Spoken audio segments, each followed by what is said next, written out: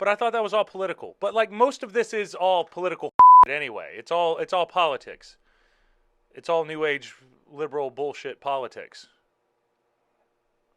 And it's just not a surprise.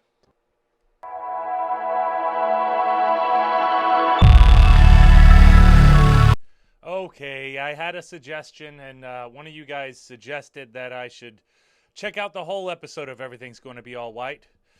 So let's dig in. I don't understand.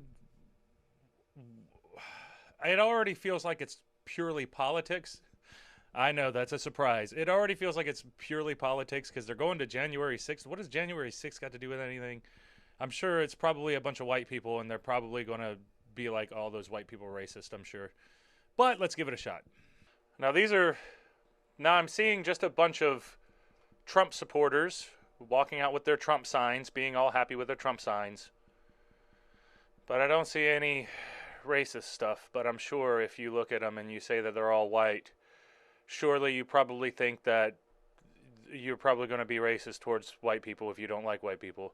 Just like if it was a bunch of black people and you didn't like black people, you'd say the same thing. If it was Asian people, the same thing.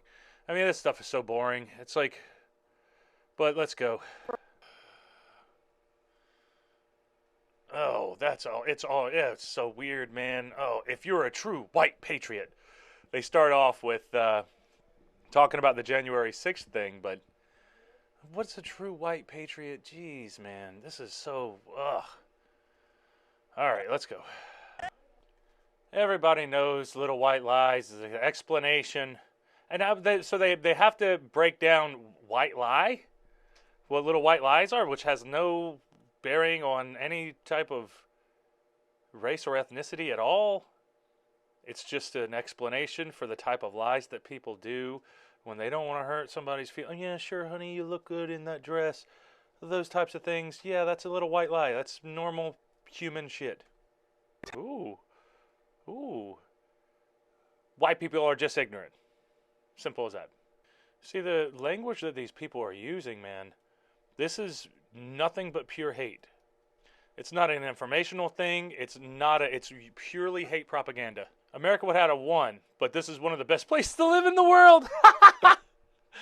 Oh, God. Hey, I just got another, what's this, hot take. White people are liars. White people lie, or white people rioted at Capitol, even though there were black people there rioting too. White people rioted at the Capitol because, why? Hold on. They believe the lies, all the lies. This is literally politics. They're just talking about politics. Jesus.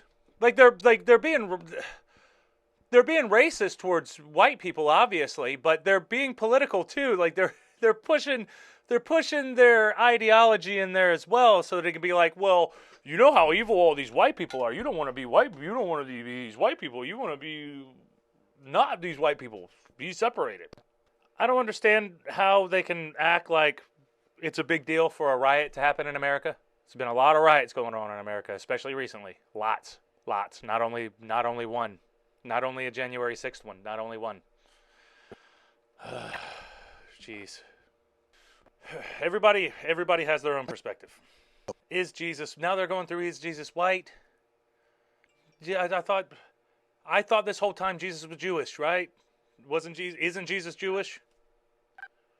There's this weird scene where this white guy's talking to a white Jesus, and then it turns into a black Jesus, and then he's like, no, Jesus is supposed to have blue eyes. I have blue eyes.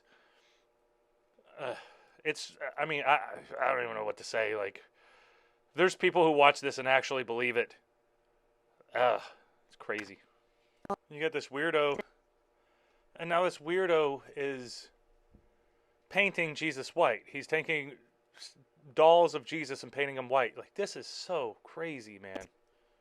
White people, saltine group of, oh, Jesus. White people think being told they can't say the N-word is reverse racism. What? So, this is a horrendous example that he used. He used, one of these professors during the documentary said, I was talking to an indigenous brother. Don't know which indigenous brother. I'm assuming one of the Northern American indigenous brothers from the Northern Americas.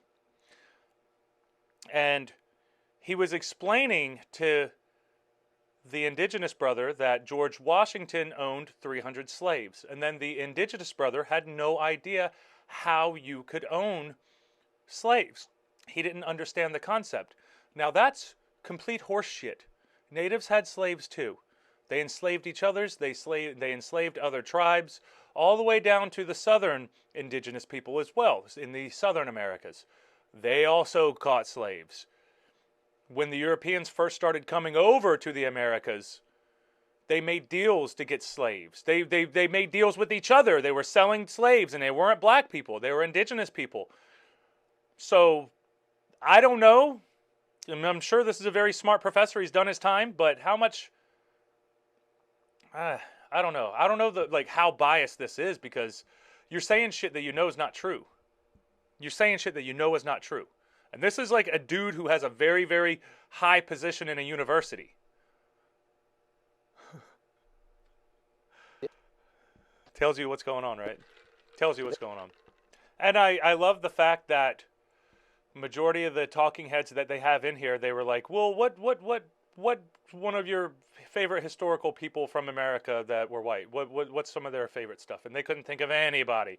Couldn't think of anybody. And then the only people that they could think of were people who were social justice warriors or fighting for race relations. And that was it. They didn't do anything else. Only people fighting for race relations. There are some legitimate points, obviously.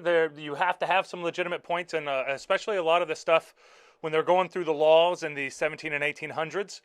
Yeah, it was made to hold them back, that's for sure. Anyone should feel bad or should pay attention to how they treat anyone. With their Cracker Barrel asses. The language that these people use in these documentaries, man, it just doesn't make any sense to me. You're not doing anybody any favors. Not doing anybody any favors. So now they're going through a bunch of examples of white people being racist towards other white people. You know, kind of like how Asian people are racist towards other Asians, and Hispanic people are racist towards other Hispanics that aren't closely knit with them. You know, kind of like that. There's a Hispanic girl who's using examples that her father was cleaning their car and he was using machines, and the machines were very loud, and that the neighbors were complaining about it. Say they're a racist. I mean, oh, geez. See, I was about to... Nobody's lives up to anything. Everybody's consistently getting better. We're always a work in progress.